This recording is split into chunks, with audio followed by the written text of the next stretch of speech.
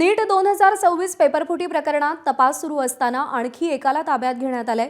सीबीआयच्या तपासाची व्याप्ती आता महाराष्ट्रात वाढली असून नाशिक आणि पुण्यातून अटक सत्र सुरू झालंय।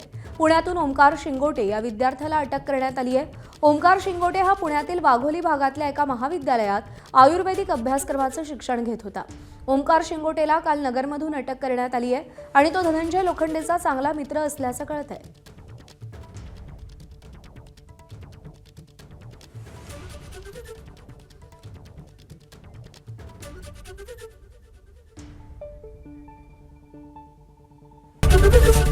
एबीपी माझा, उघडा डोळे बघा नीट।